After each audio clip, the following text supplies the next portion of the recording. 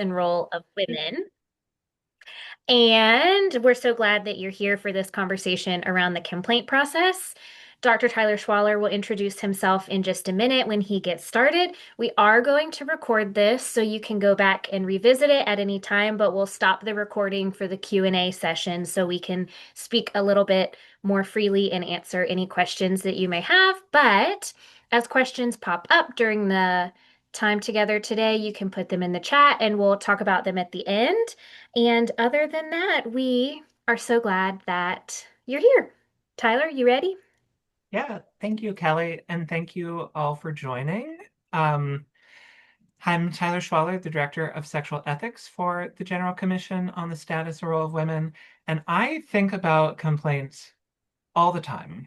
Um, so I first got into this work, not professionally, but through United Methodist complaint processes. I supported a friend who is out and queer and was brought up under complaint three different times over the course of 3 year or 4 years. And so I learned firsthand what it is to go through a complaint process.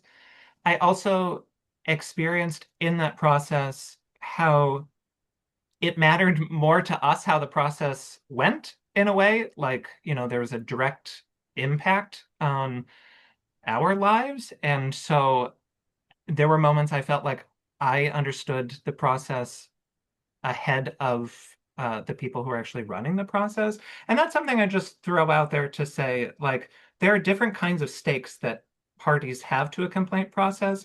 And that makes sense. We have different experiences, different perspectives, different roles. And so it's just important to think about, like, what is my role in this, and to be sensitive to various roles and hopefully to assume some best intent. I'm going to talk some moments about tricky things that can come up.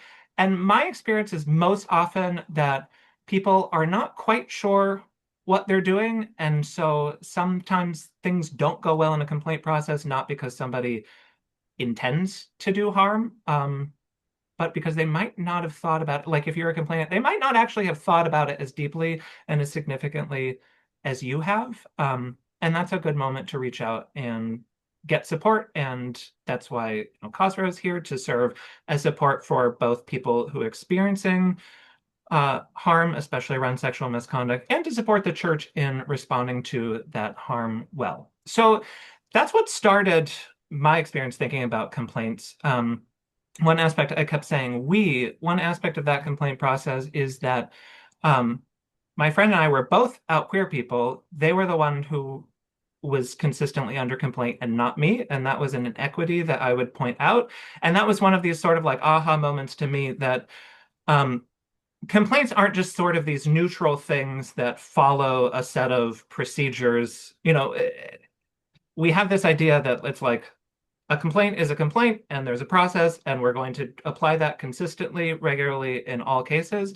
And that's just not always true for a variety of reasons. So there's always sort of power embedded in complaint processes, and we can think critically about that. And again, that's why COSRA exists, literally created to challenge the church, to empower women in particular, their full and equal participation in the church. And so we're here to say, like, oh, are things being missed in the complaint process? Let's talk about that. Let's provide some support. I also have background. Most recently, I served as the Title IX coordinator as well as the student equity officer for the public schools in Portland, Maine. So probably many of you have heard of Title IX, but just in case you haven't, Title IX is a law in the United States that prohibits discrimination based on sex in education. Um, it's most often associated with college sports and opportunities for women in terms of athletics, because that's been one of the most public sort of early instantiations of the application of Title IX. But Title IX also, over the last few decades, has come to be associated with processes to address sexual harassment, seeing sexual harassment as a form of sex-based discrimination. Um, and I highlight that because there are particular procedural requirements that are pretty rigorous to Title IX. And so coming into this space in the United Methodist Church where there's a little more freedom. There are things I value about the greater flexibility about our process, and there are also things that I think could be spelled out more clearly. So we're going to talk about some of those things. And that's just to let you know, I will talk about sort of what I think are some best practices that are informed by that Title IX experience. I mean, the Title IX complaint process is not, I wouldn't say on the whole, a best practice, but um, there's a lot that can be learned from the rigor required of that. So that said, I'm going to share my screen and my goals today are just to provide an overview of the complaint process in the United Methodist Church to help foster an understanding of people's rights and your options if you are somebody who wants to make a complaint and or are somebody who's supporting somebody through a complaint process. I also want to highlight best practices. Again, sort of getting at this um, issue that there's a lot of open space, and that open space can be filled in a variety of ways. And not everything I will outline to you as what I think should happen is what's spelled out in the discipline. There's a lot of flexibility there. So I want to highlight to you things that are possible within the disciplinary framework so that you can, if you're ever to go through this or to know somebody who's going through this, that you can keep in mind, like, oh, these are the things that maybe I should be experiencing. And if I'm not, maybe that's an opportunity for some advocacy or to call in some support, whether from COSRO or others. Also, I do see there are some of you on this call who are in roles where you might be processing complaints. So it's also just helpful to think about what best practices might lead toward implementation in a trauma-informed manner in a way that's supportive. Because at heart, complaints can be adversarial, and that's not inherently the goal, especially in the United Methodist process, and we'll talk about definitions there. So this doesn't have to be adversarial, but it can be. And so there are ways to sort of make it more clearly a supportive process. And then I also want to make sure that we have some time at the end just for open conversations. And as Kelli mentioned, we'll turn off the recording, and that can be a space just to think together about your experiences, your questions. And it can also be learning from me, like what are people's needs? What are the needs of the church as we think about how COSRO can be a partner in helping address complaints, especially around sexual misconduct. But I mean, this is relevant regardless of the content. So what is a complaint? Okay, so like just generically, as somebody who like does this work professionally, I'm always thinking about definitions, and people will use the word complaint in a generic way because like this is just a word in the English language that means a statement that is something is unsatisfactory or unacceptable. So like people will sometimes say like I have a complaint, and those are serious concerns about things that are unsatisfactory or unacceptable, but they might not constitute a formal complaint. So it's helpful to think about, and that's not to say if it's not a formal complaint that it's not valid. That's a part of what I want to think about with you all here, is thinking about how do we understand a spectrum of concerns about what's unacceptable to formal complaints.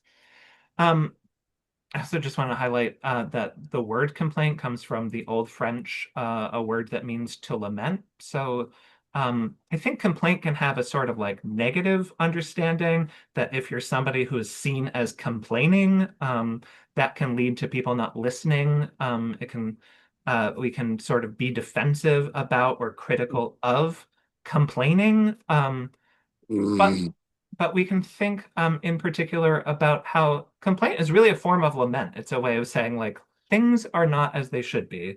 And that's the sort of framework that I would like to encourage always, is just to ask the question like, what isn't as it should be, and how do we work toward what can be? Okay, so like generically, we all might just use the word complaint, like, I have a complaint about this thing, like I'm complaining about this, or we might understand that.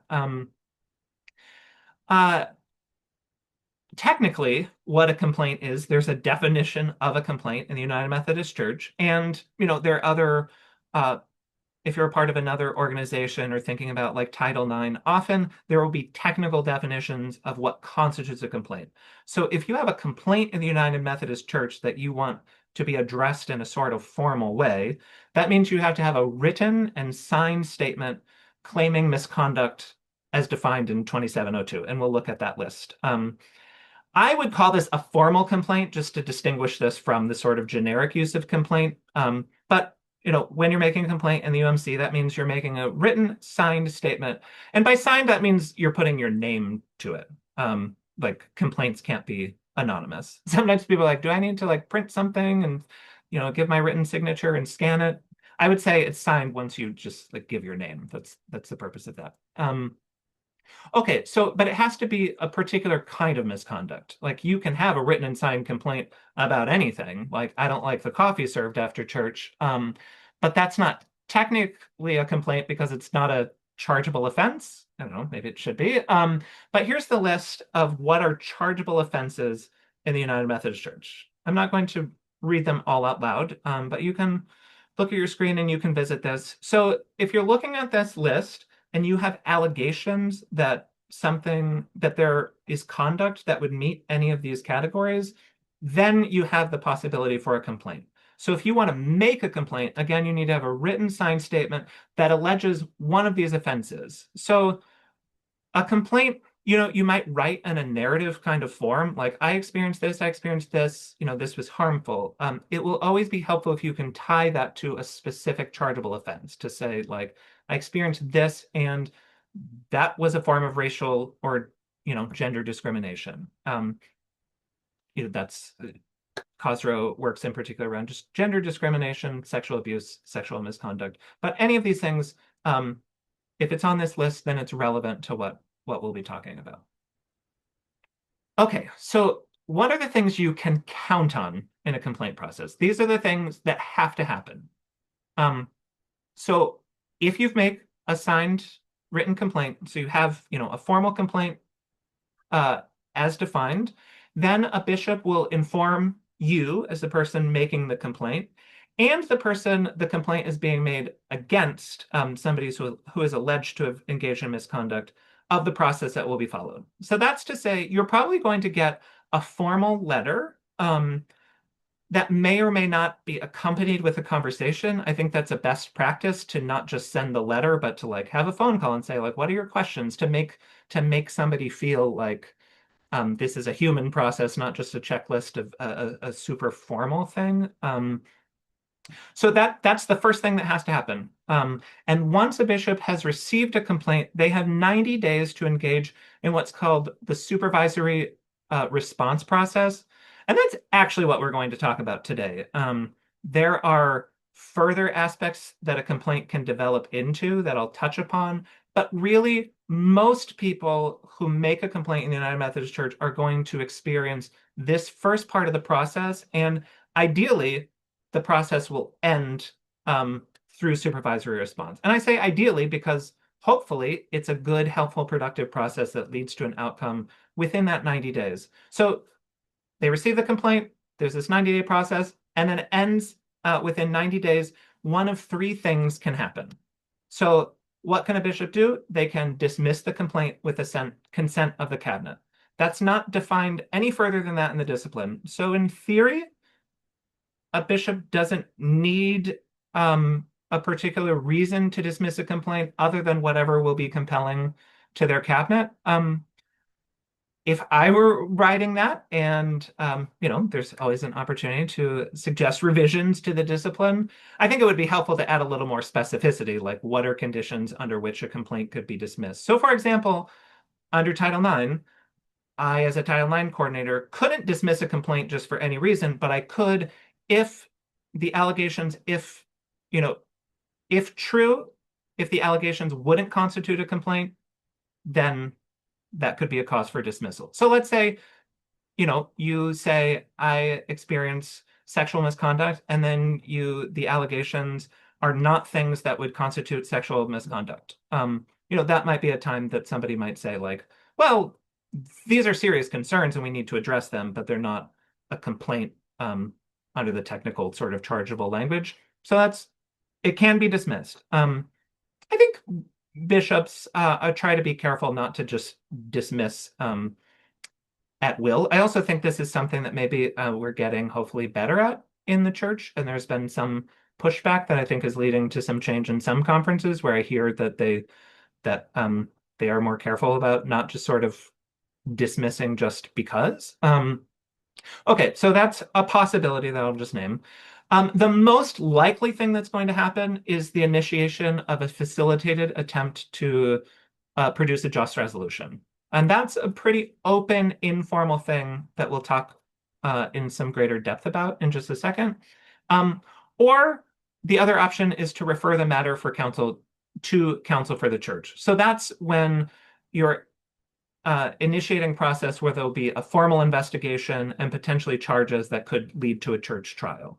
So essentially what happens, let's just sort of like dismiss dismissal for a moment. Basically, one of two things is going to happen other than dismissing. Either you're going to engage in some sort of collaborative process to try to find a resolution, or um, or that's not going to work, or potentially maybe you're not open to that because of the nature of the allegations, and that would be sort of counterproductive and harmful to bring people together for a just resolution. It's possible to say like this is serious in a way that we need to assign somebody to investigate and to pursue further charges, and that could lead to more formal investigation. So those are the three options. So basically, like that's what a complaint process is. Like that's what the discipline defines. So you know that it's going to begin with notice, and you know it's going to end with one of three outcomes, but there's a lot of space in between. And that's where, coming from my background in Title IX, I both think like it's kind of good. There's more flexibility sometimes when things are overly defined that can lead to a rigid process that isn't really what people need. But also it can leave a little too much flexibility that you might not get what you're looking for. And it might not be that somebody's violating the process because there's not really a lot of process, except there are particular parameters around just resolution. So I want to spend some time talking about that because this is the most likely thing that will happen is to seek a just resolution. That is the goal of the supervisory response. So the discipline says that this supervisory response period, that the goal of it, well, that it is pastoral and administrative, and that it shall be directed toward a just resolution among all parties. And so this is an option, but it's also the preferred option, which is not to say it's the only option. So if you're ever told like this is it, well, that's not true. You don't have to feel compelled to engage in a just resolution process if that would be unsafe or further harmful to you. But that is the preferred option, and that's the approach that is taken most often. And I think that can be really wonderful when done really well. So, you can see that a just resolution process focuses on repairing any harm, seeking accountability, and making things right to the extent that's possible. And a just resolution can happen at any point. So, we're talking about this initial supervisory response phase. Let's say it doesn't work. The charge gets turned to counsel for the church, and you engage toward a trial process. You can still at that moment say like, hey, I think at this point I'm open to a just resolution. This can happen at any time. What do you need to know about this? This is a new requirement that was legislation submitted by COSRO and that was approved by General Conference, and that is that a just resolution shall include the use of a trained, impartial third-party facilitator. So that means that it should not be the bishop or somebody on the cabinet who's facilitating a just resolution process. That means there should be somebody with some level of experience and expertise for facilitating this kind of process. Now, those terms currently aren't defined, and this is new legislation, so or a new piece of disciplinary language, so there hasn't been a judicial council decision on this. So what is trained? What is impartial? What's a third-party facilitator? I can tell you what I think those things mean, and I'm working on some guidance coming from COSRO. I mean, it's the sort of thing that could be debated if things don't go well and you end up having to make, a complaint that uh, your rights were violated in the process, and then potentially the Judicial Council could review and define what these terms are. But Cosro's intent in using that language of trained was not to require any particular certification, but was essentially to say, like, the facilitator of a just resolution should be somebody who knows what they're doing, like they have experience doing this work. Um, Impartial just means they don't have a bias toward any particular party. And third party means they don't have a particular stake. So for instance, we'll talk about, well, the next point on the slide, the process begins with a written agreement outlining the process. The bishop is one of the parties who signs that written agreement. So I would say a bishop is a party to the process. And so a third party facilitator needs some level of distance from a bishop in their office. And like bishops are talking about this, there's work on supporting each other in creating some training, and implementing this with some fidelity. This is a new requirement, and so this is in process. So I'm telling you, this is what you can and should expect. I'm also telling you, like, bishops know this, and they and their assistants are working on this sort of thing. And like, depending on their level of preparedness, they may or may not sort of be there yet. So this is one thing where I would encourage you to look out for. Like, if you are trying to engage in a just resolution process, this is a place to have some sensitivity and think, like, is this person neutral? And ask those questions. And then so there has to be this facilitator. Then there have to be written agreements at the start of the process. So you should know what that process would be, and you should sign that if you are going through that process. So there shouldn't be a point in the just resolution process where you're like, wait a minute, what's going on? Like, you should already know what's going on because that written agreement should establish those terms for you. And, that should be what people follow through the process. Then if just resolution is achieved, if there are some agreements, then there will be written agreements at the end of the resolution. So everything should have a documented point of reference that helps assure that kind of transparency and accountability. Now, what would I think about? This is the sort of space of, like, this isn't spelled out.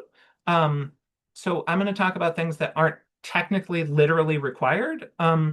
But I would tell you if you were going through this, and I would support you if you, reached out to Cosro. These are the things I would be thinking about. So in terms of that written agreement, it's not specified what all of the elements of that written agreement are, but because there should be a trained third-party neutral or impartial facilitator, I think that facilitator should be named in the agreement. Before you start the process, you should know who that person is. So if you're going into a process, I would say to you, ask who the facilitator is. Make sure there's agreement around that. Make it a point of agreement. And I would also, for those of you who are, assistants to bishops and or might have a role in this, I would also say this is a level of sort of protection and accountability for the church, that you have given an opportunity to review who that facilitator will be. And if a person agrees to that, then they're essentially saying, yeah, I think that person's impartial. I think that's a fair third party. So if you're working on these agreements, ask who that person is and ask what their background is. Depending on what your complaint is,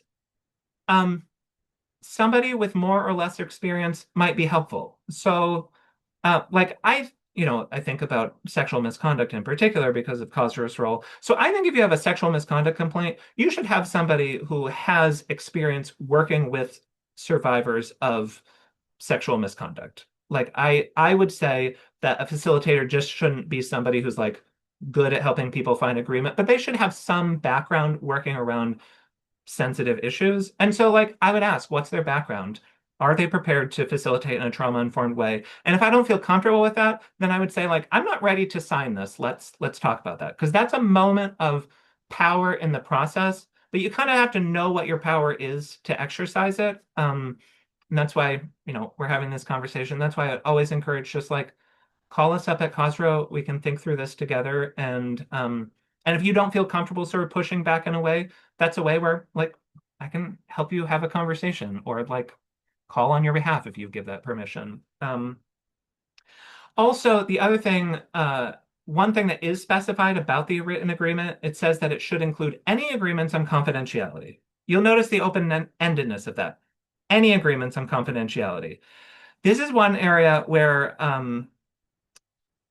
people have competing interests. So the church, as the employer, potentially, if the complainant is against somebody employed by the church has legal obligations to protect certain information. So they have obligations to confidentiality, but their obligations are not your obligations. Unless you are an employee who then is covered by certain obligation, and that like is going to depend probably on state law. This isn't a federal thing, so really think about like what's your state require in terms of confidentiality.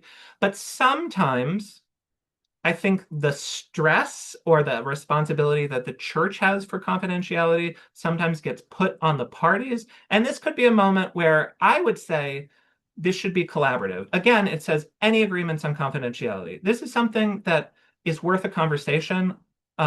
What do the parties agree to? If you feel like you would be silenced, that you're not going to be able to share your own story, and you feel off about that confidentiality thing, let's have a conversation. Because yes, confidentiality should be a part of the process, but that's not predefined. There's not a disciplinary definition of confidentiality. And this can be one of the sticking points where people feel like they're being told they have to keep things secret. And again, like I really value confidentiality, but confidentiality isn't secret keeping. And the church has different obligations than you might have as a complainant. And that's the thing, like I always just want to be clear about in a process, like who cares about this, why, and what do they need, what do you need, and how do we ensure all people's needs are met? Tyler, can I ask a quick question about that? Yeah. I just want to make sure that I heard this correctly. So the church has outstanding obligations on confidentiality that it brings into the just resolution process, but those are not automatically passed on to either the complainant or the respondent unless they're included in the agreement. Is that what you meant? Yeah. I mean yeah. Okay, I What I just would wanted to be clear. Yes, Mhm. yeah. And I Okay. would say that's why it's worth a conversation. And like if you are also an employee of the church, depending on how like laws around sharing of personnel files are, and personnel information are constructed, like you might have sort of affiliated responsibilities. So they might be able to say to you, like, you can't talk about this because like you fall under like employment requirements. Hmm. But like if you're, I mean, that will depend on the law, and there's not a disciplinary definition of confidentiality. Also, like if you're not an employee of the church, you might not be concerned about confidentiality in the same ways. And I'm just saying, like, don't let anyone make you feel like their responsibilities are your responsibilities. The agreement should be what are the collective responsibilities. Gotcha.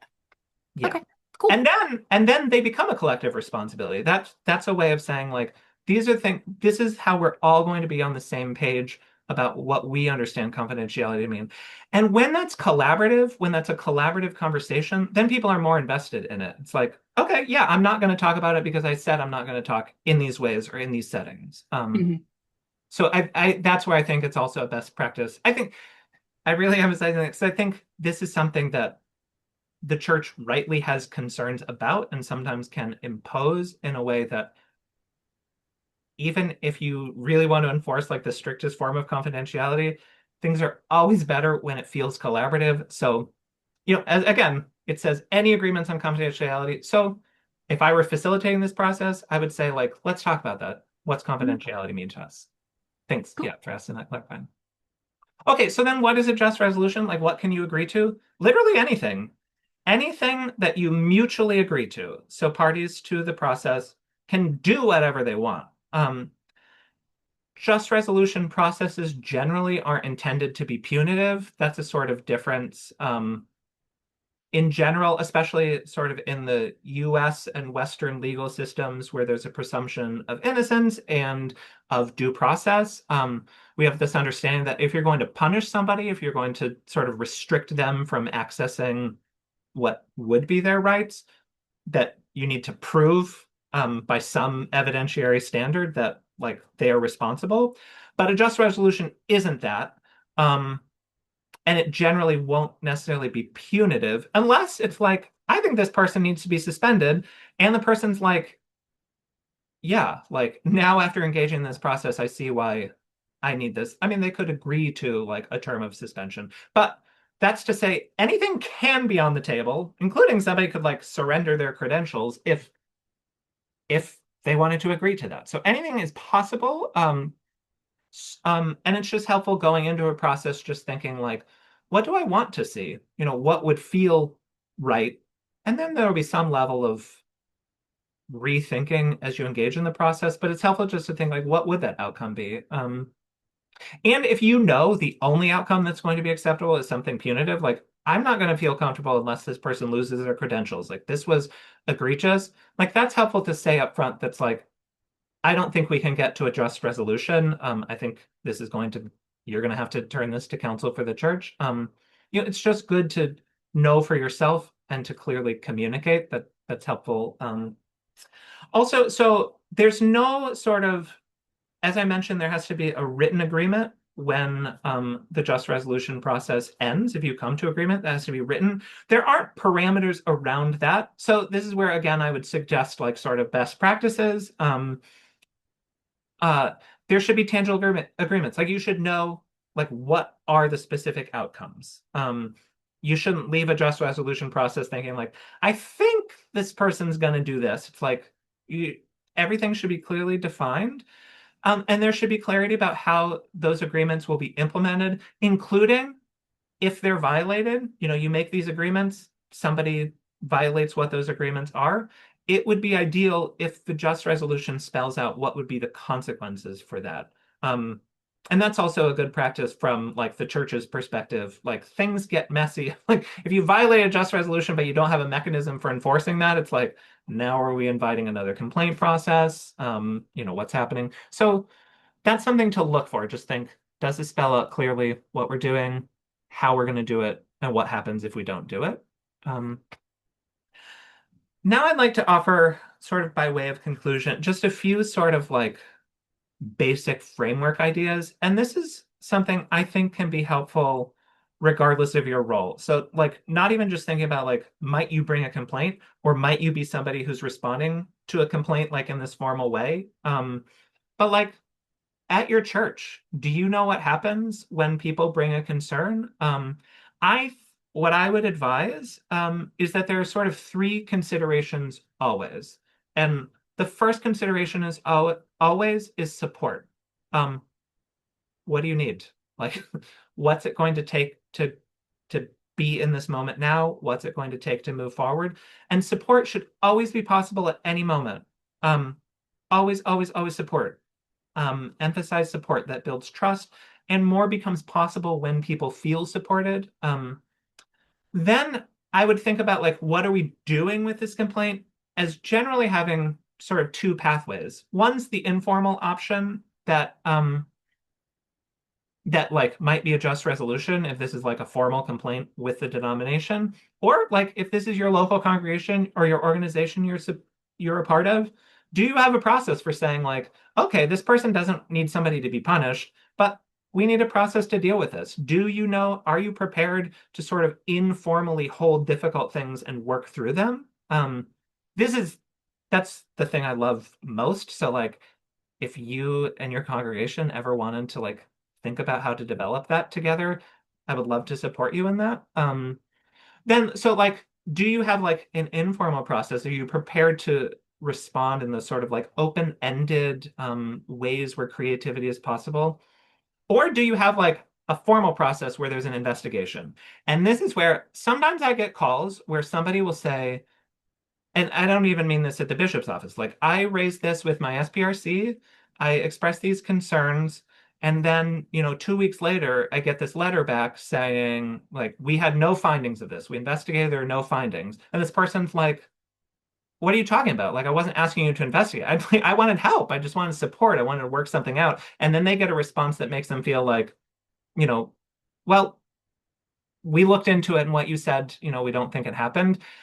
Um, this is something where it's always, always, always helpful to be clear. What are you doing? And this, I would advise should always be responsive to what people are asking for. If so, and this is where we might think about a difference between support and uh, actually, yeah, between a concern and a complaint.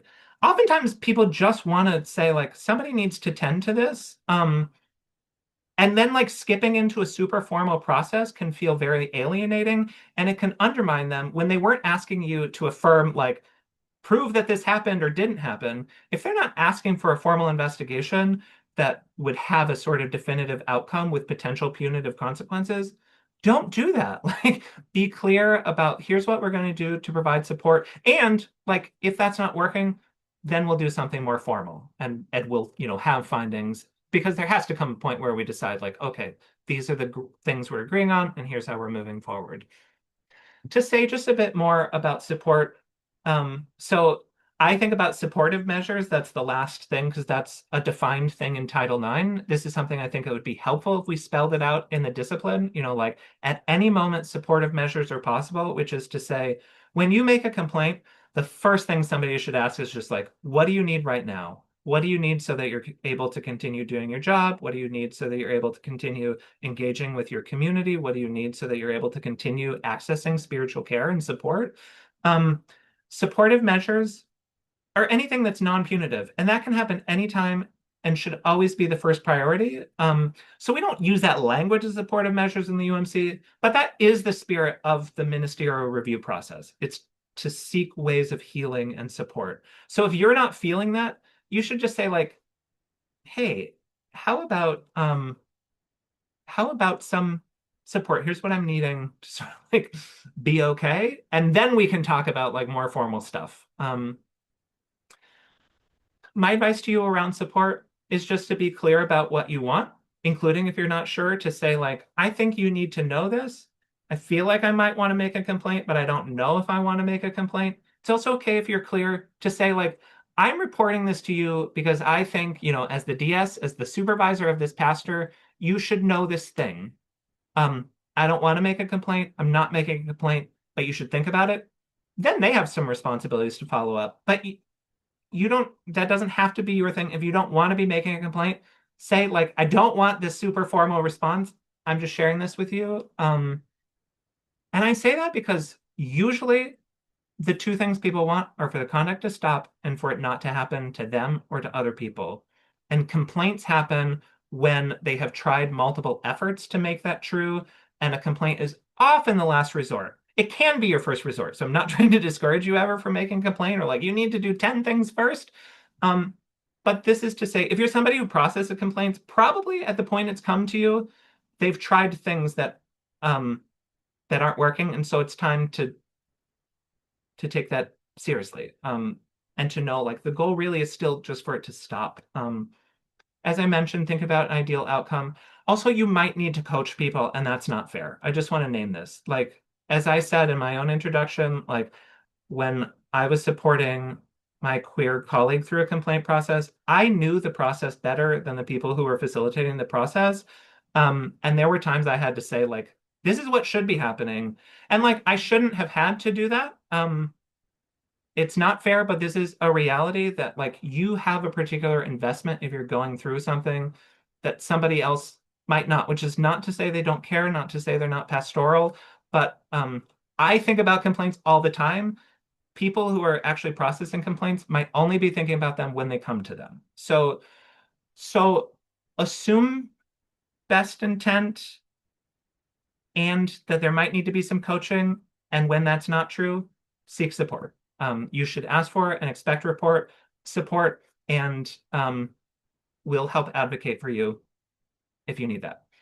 I just want to conclude by offering a restorative framework. So I think about complaints all the time. I think about procedures all the time. I think there's so much value to having very clear procedures and following them. I also think that if we operated within restorative frameworks, we wouldn't have to do super formal things all the time. And the biggest shift I would say, and this is especially to those of you who are receiving complaints, if you receive a complaint, I think you can always assume something is not okay. That's not to say you are assuming that the allegations are 100% true, as stated. You're not, I think we have this sort of like mindset of we have to assume innocence until proven guilty. It's like to assume something is not okay is literally just to acknowledge what is the reality in front of you. If somebody is making a complaint, something is not okay. Most people don't make up complaints out of nothing, but let's say a complaint is 100% fabricated. Something is not okay for that person to be fabricating a complaint, so to speak. So there is some support that is needed. So you can always assume something's not okay. And when you assume something's not okay, then instead of asking like, okay, we can only do something if we prove somebody did it. So we have to figure out if somebody really did it, and if so, what's the punishment that's appropriate? Instead, we can ask, what happened that things aren't okay, and what's it going to take to make things okay? That's the spirit of just resolution. And I would say if you enter, I'm saying to people who might facilitate a complaint process, if you bring that framework, that's going to help build trust that I think more is possible. If you just sort of like in this procedural form of like, we have to prove yes, no, yes, whatever, and we can only do something, we prove this thing, that starts feeling adversarial. And when something's adversarial, people are naturally defensive, and less becomes possible. If you just say, like, yeah, clearly something's happened. Let's work on this together. Let's figure out what we need. That, I mean, it's easy for me just to say that, but if in that spirit, my experience is that builds trust and then more becomes possible. So I just want to conclude with some resources to name. So donomorharm.org is a resource that COSRA has created that outlines a complaint process, and helps walk you through it. So if you ever want to know how a complaint process works, there's lots there that's helpful. We have an 800 number that you can call for confidential conversations that goes to me, and we can just have a confidential conversation. I won't do anything that you don't ask for, but if you want advocacy, you can say like, hey, I'd like you to make this phone call, or like, let's just think through things together. There's my email. And I just love this book, Complaint by Sarah Ahmed. I highly encourage reading it if you're somebody who, I think if you have had bad experiences with the complaint process, you will read it and be like, thank God somebody's saying this, and like, wow, this is a pattern. And if you're somebody who facilitates complaint processes, I think it will give you a lot to think about how procedures can be used often against people when really the goal should be support. So I'll stop there.